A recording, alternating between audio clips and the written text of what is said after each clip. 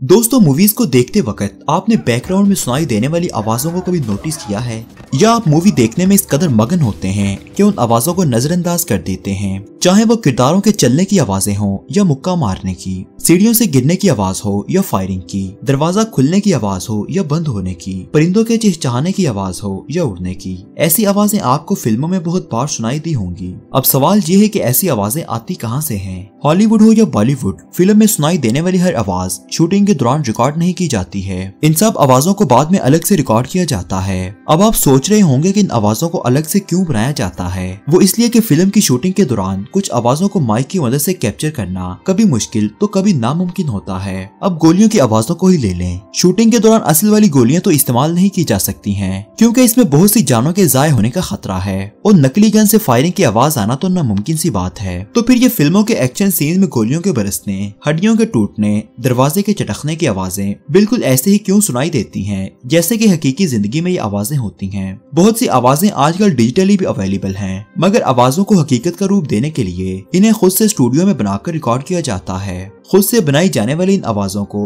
फोली sound कहा जाता है। इन आवाजों को फोली साउंड इसलिए कहा जाता है क्योंकि इनको सबसे पहले जिस आर्टिस्ट ने बनाना शुरू किया था उसका नाम फोली था। इन आवाजों को तख्लीक करने का अमल बहुत ही दिलचस्प होता है, जिसके लिए जिंदगी के हर शोबे से ताल्लुक रखने वाली चीजों को इस्तेमाल किया जाता है, क्योंकि आवाजों के बगैर मूवी देखने का मजा ही नहीं आता है। मूवी के लिए अच्छी आवाजों का होना भी उतना ही जरूरी है जितना कि अच्छी तस्वीरों का। आज की वीडियो में हम आपको बताएंगे कि फिल्मों के लिए मुख्तलिफ तरह की आवाजें किस तरह बनाई जाती हैं।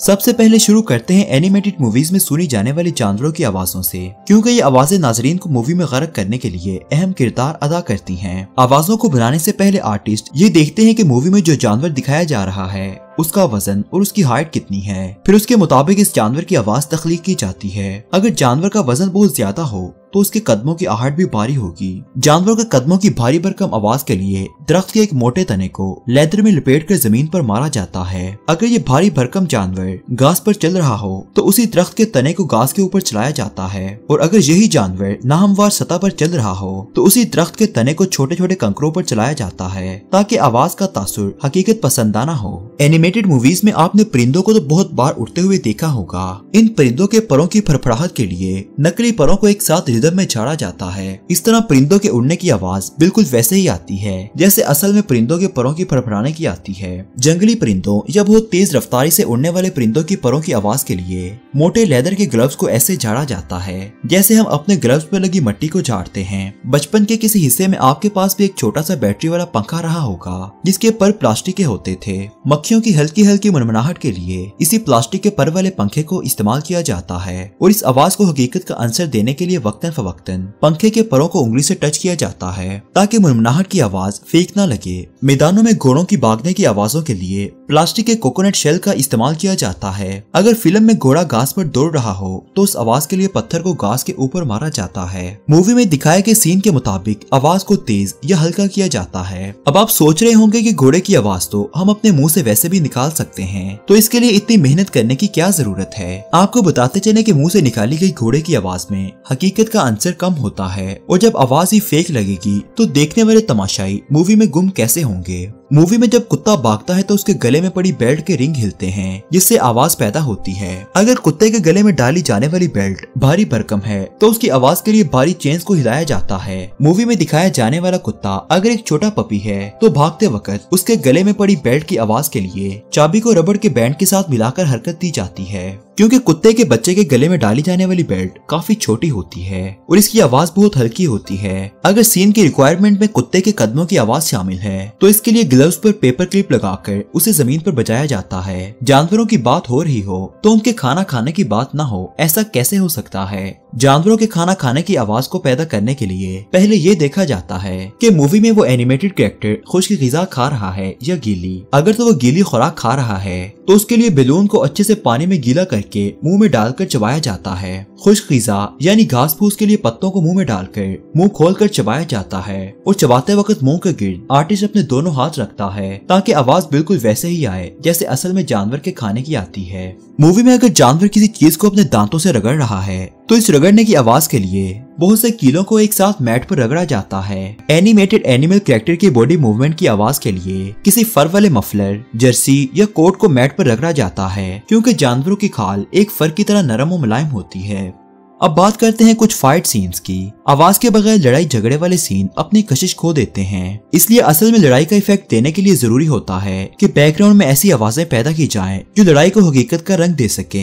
यही वजह है कि आपको एक्शन मूवीज में हड्डियों के टूटने, मुक्कों के बरसने और आसपास की चीजों के टूटने की आवाजें सुनाई देती हैं। आज हम आपको बताएंगे कि ये आवाजें लड़ाई किए बगैर कैसे तख्लीक की जाती हैं। अगर लड़ाई हाथों से हो रही हो तो फोली आर्टिस्ट अपने हाथ को अपने बाजू पर मारकर लड़ाई का तासुर देने वाली आवाज बनाता है। लेकिन अगर लड़ाई में कोई हथियार जैसे लोहा या स्टील का इस्तेमाल हो रहा हो तो फोली आर्टिस्ट अपने हाथ को उसी मटेरियल के बने सिलेंडर पर मारकर आवाज पैदा करता है, जो कि मूवी में इस्तेमाल हो रहा होता है। मुक्कों की आवाज के लिए आर्टिस्ट अपने एक हाथ का मुक्का बनाकर दूसरे हाथ पर मारता है, बिल्कुल ऐसे ही जैसे हम असली जिंदगी में गुस्सा आने पर करते हैं। मुंह पर मुक्के बरसाने की आवाज के लिए गोश्त का टुकड़ा इस्तेमाल होता है, क्योंकि गोश्त पर अगर हाथों से मुक्का बनाकर मारा जाए तो आवाज बिल्कुल ऐसे ही पैदा होती है जैसे किसी ने हमारे गाल पर मुक्का मारा हो। किक्स के बगैर तो कोई भी फाइट सीन मुकम्मल नहीं होता है, क्योंकि जब तक लड़ाई में हाथों के साथ टांगों का इस्तेमाल न हो तो लगता ही नहीं कि दो दुश्मन आपस में लड़ रहे हैं, और न ही देखने वाले को मजा आता है। टांगे बरसाने की आवाज के लिए आर्टिस्ट जूते की सीधी साइड को अपनी थाई पर मारकर आवाज तख्लीक करता है। लड़ाई के दौरान दरवाजे को पटखने की आवाज के लिए फोली आर्टिस्ट लकड़ी पर किक मारकर आवाज बनाता है।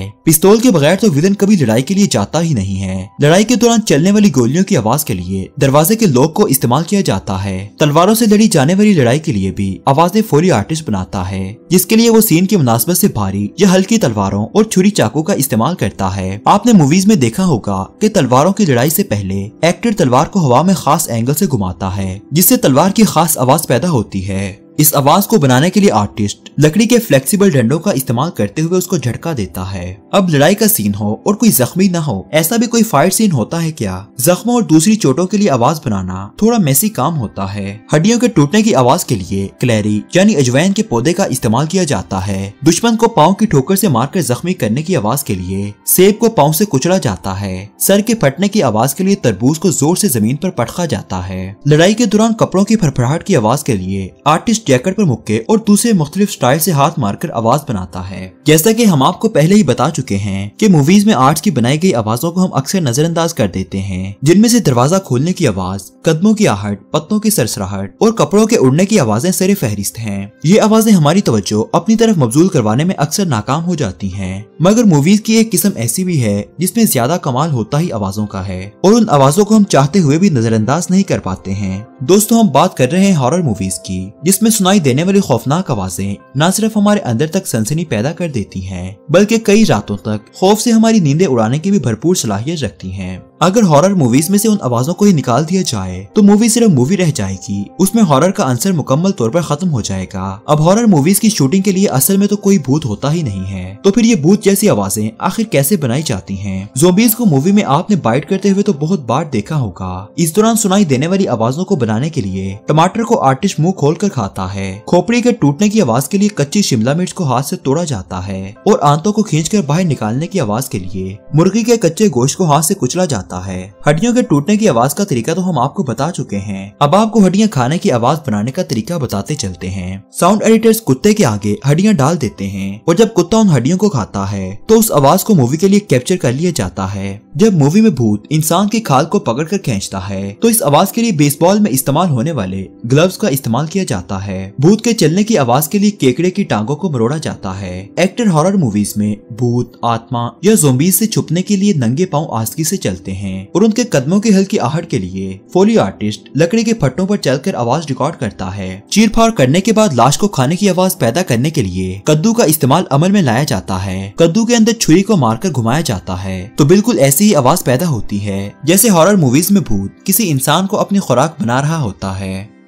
तो दोस्तों, आज की वीडियो में आपने जाना कि फोली आर्टिस्ट किस तरह अपनी तख्लीकी सोच का इस्तेमाल करते हुए मुख्तलिफ अशिया का इस्तेमाल आवाज बनाने के अमल में लाते हैं। जरूरी नहीं है कि इन सब आवाजों को बनाने का यही तरीका हो जो हमने आपको आज की वीडियो में बताया है। हर तरह की आवाज को बनाने के लिए मुख्तलिफ तरीके मौजूद हैं, जिनको मूवी में दिखाए जाने वाले सीन की मुनासबत से चूज किया जाता है। आप अपने घर में बैठकर भी अपने आसपास की चीजों को इस्तेमाल करते हुए उन आवाजों को बना सकते हैं। अगर आपको किसी आवाज को तख्लीक करना हो तो आप किस आवाज को बनाना पसंद करेंगे और इसके लिए किन चीजों का इस्तेमाल करेंगे, हमें कमेंट्स में जरूर बताइएगा। तो दोस्तों, उम्मीद करते हैं कि आपको आज की ये वीडियो पसंद आई होगी। मजीद दिलचस्प और मालूमात से भरपूर वीडियोस के लिए हमारे चैनल को सब्सक्राइब करना मत भूलिएगा। शुक्रिया।